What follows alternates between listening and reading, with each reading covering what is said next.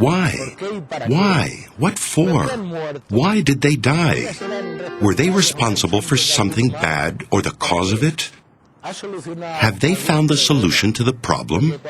Because when one loses a loved one for a noble cause, or for the good of society, or righting one of the many problems that exist, then in your heart you have the tranquility that at least it was for a reason. But their deaths were just pointless.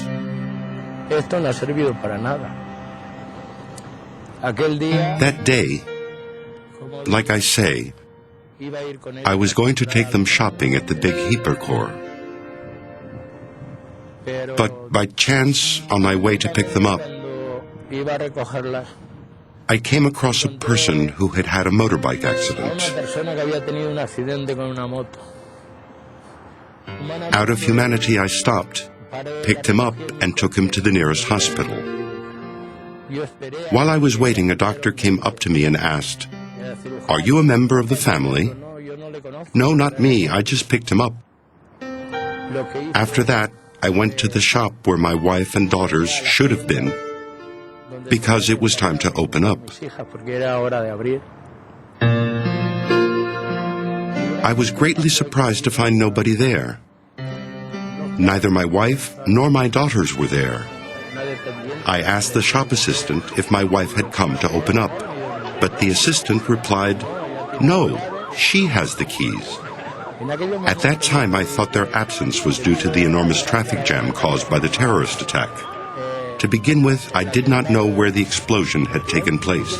The news was very confused.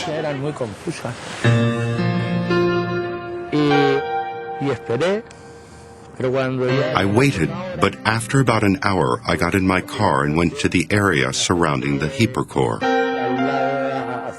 All I could see was smoke. I rang home, but there was nobody there. Then I began to think the worst. And undoubtedly it was true. That was where my wife and daughters were. This family was massacred in the car park of the Hypercore in Barcelona on the 19th of June 1987. They form part of the hundreds of victims assassinated by ETA, to the horror of millions of Spaniards. The ETA terrorists have used assassination, kidnapping, extortion and threats as persuasion and blackmail to Spanish society, a society that has fought very hard for the conquest of liberty and peace. But the road to peace hasn't been easy. Spain has managed to consolidate a democracy that has been recognized by Europe, although we still are victims of senseless attitudes. It is a battle of the majority against ETA fanatics. As with all terrorist groups, ETA has had to develop and manipulate a series of political arguments to invent a war against a whole country. The system of their methods is based on fascist postulates, violence instead of dialogue, threats against reason, and of course, a total lack of respect for democracy. It was in Bilbao in the summer of 1959 when Spain heard about ETA. Its founders were a group of dissident university radicals belonging to the group Ekin, which was born in 1952 to fight against the passivity and conformity of the nationalists against a fascist state. In this way, ETA hold up as absolute non-negotiable principles, independence, anti-Spanish policy, and ethnicism. But this dictatorship of terror and the bullet in the back of the head needed a social disguise, which, if well manipulated, could be very fruitful. These are the people who surround ETA, the other terrorists. This armed group has made use of the benefits of democracy through Herri Batasuna, who have been acting in the political arena of the Basque Country as a link for the transmission of ETA's ideology. This political apparatus has been hiding behind different sets of initials, but they all have the same aim. The last formation was Batasuna.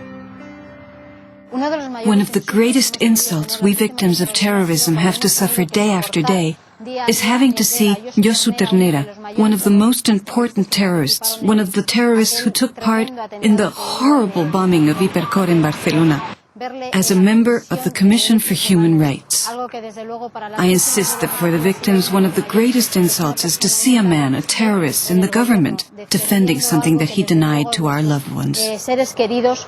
no pudieron tener. Fortunately, Judge Baltasar Garzón dealt with that situation. Since then, the judicial persecution of the political wing of ETA has been ceaseless. The latest judicial decision was to illegalize Batasuna, the political arm of ETA, as this new formation was deemed to be the successor of Eri Batasuna, which had been included in a list of terrorist organizations that was drawn up by different international organizations. In any case, the people of violence are only a small percentage of Basque society.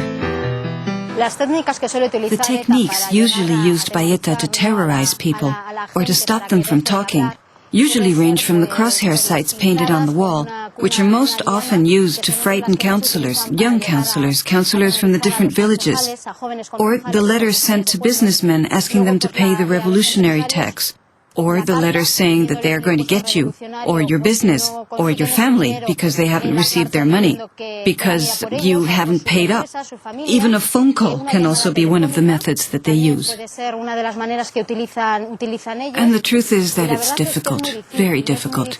In fact, that's why you begin to see people leaving the Basque Country every day, because you put up with it and put up with it, and you try to stick with it. And in the end you can last 1, 2, 3, 4 years. But finally you leave, for yourself, for your family, especially for your children.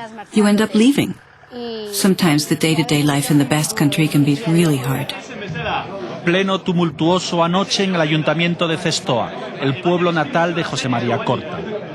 Familiares del empresario guipuzcoano asesinado el martes por ETA increpan al alcalde de Herri Batasuna por negarse a condenar el atentado. Eskuteko, ez dula zirkoi nahi. Nea nahi ez zala politikoa, langile bat bakarrikan. Ni Dios me va a sacar, arrogoiko zatian zemi anai ez zigateako. Bainoena gola gehanko. Ni pa Dios.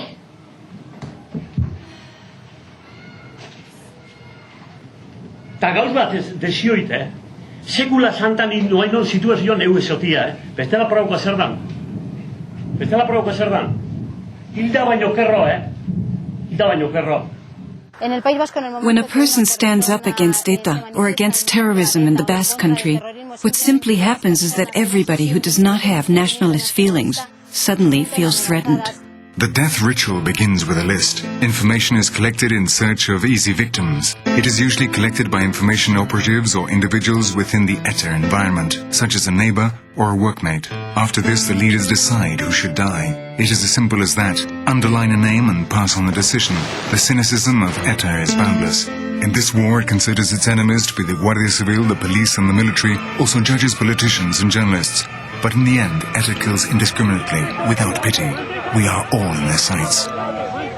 When that day arrives, you say to yourself, now it's my turn. I heard the bomb go off X meters away from my house, and I knew that some of my friends had fallen that morning.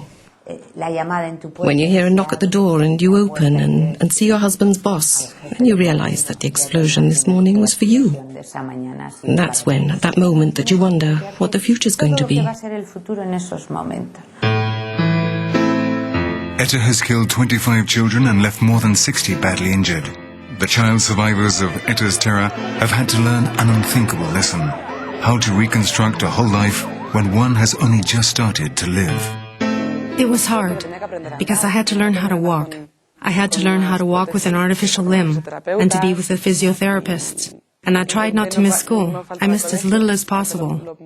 When you're about to lose your life, that is when you most value it.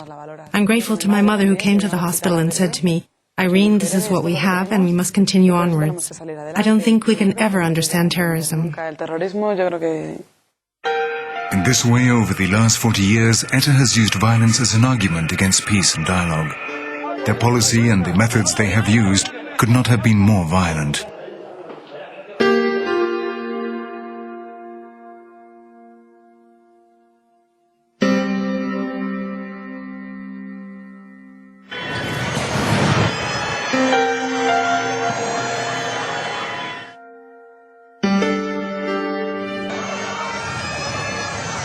The career of this criminal group of terrorists has been of extraordinary brutality. However, fortunately, there is a before and after story of the history of the terrorism of ETA. We should go back to the beginning of July 1997, when Ortega Lara, a prison officer, was released by special forces of the Guardia Civil after he had been held hostage for 532 days. He was a survivor and a victim of terrorism. He was deprived of his liberty for 532 days in a dark, damp hole, but he became a symbol of strength and resistance against the brutality of ETA's methods. But the terror had still not finished. My brother was a young person. He was 29 years old, someone who had just started his life, his work. He was doomed from the start, because as we all remember, they gave the government 48 hours to regroup the prisoners, or they would execute my brother. People went out onto the streets to demonstrate against terrorism. That was the voice that said, enough terrorism, enough victims, after all these years, enough. It was the Spanish society's social uprising. It was the only way we Spaniards could peacefully protest against the scourge of ETA. Those thousands of white hands and that shout of hope, enough now, also served as a reminder of the hundreds of victims who have been murdered. This is a country that values and remembers its dead. The memory of no victim should be forgotten or passed on to the deep freeze of statistics. Nor should it form part of a cold list of historical facts. The victims deserve to be remembered, because to forget would be a crime. Their names are part of liberty itself.